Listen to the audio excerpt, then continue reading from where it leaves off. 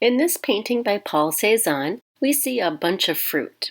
We can tell which apples are in the front and which ones are behind because the artist uses overlapping. We're going to use overlapping today, and we're going to draw a basket of fruit. Open your sketchbook and we're going to turn it sideways so you have a horizontal piece of paper to work on. We're going to start by drawing a line across the middle. This will be the top of our basket.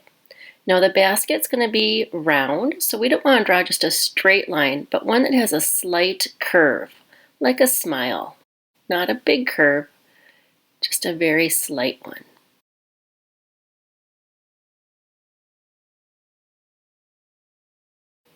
On the end here, we're going to draw a diagonal line down. Same thing on this side, another diagonal line going down. And the curve here that we have at the top, we're going to repeat at the bottom. So it's going to be a slight curve at the bottom. Next, we're going to add some fruit. They're going to be some round shapes, and they should be about the size of your fist. Remember, we're not going to see the whole piece of fruit, only the top part, because the bottom part of the fruit will be in the basket. Let's start with an orange. We're going to do a round shape and stop at the edge of the basket, and that is about the size of my fist. Now I'm going to do another shape over here. This one I'm going to make an apple, so it's going to be a little more flat on the top. And you can see where I have the two pieces of fruit overlapping. I don't want to keep both of these lines. I have to decide which one's going to be in front. I'm going to have my apple be in front, so I'm going to erase that side line of the orange. Let's make this look a little more like an apple.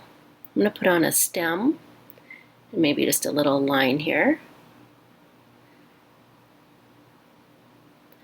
And my orange is going to have a little circle there and a couple lines coming out of it.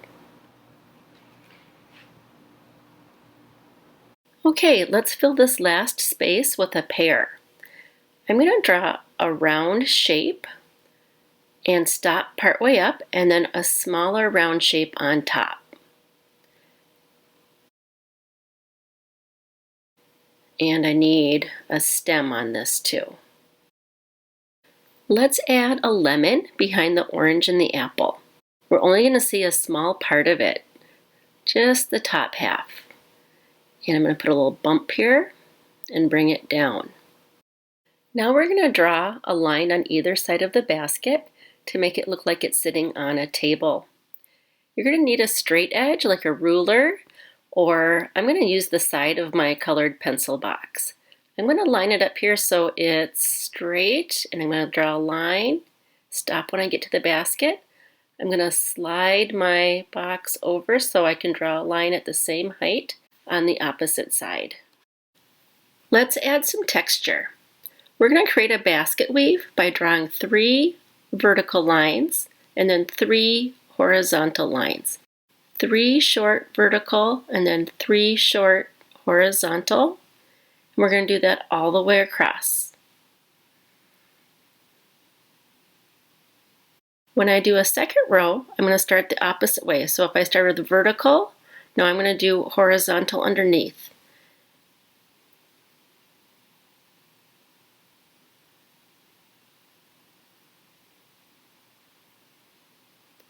I'm going to fill the whole basket with this basket weave pattern.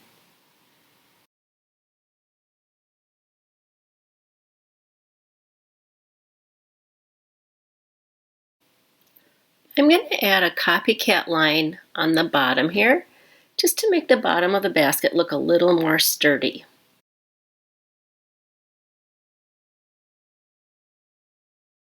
If you have an empty corner of your basket, just draw the line back in until it touches the fruit.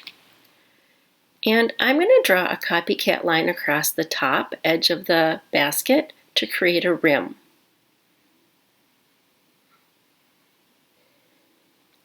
And that looks pretty good.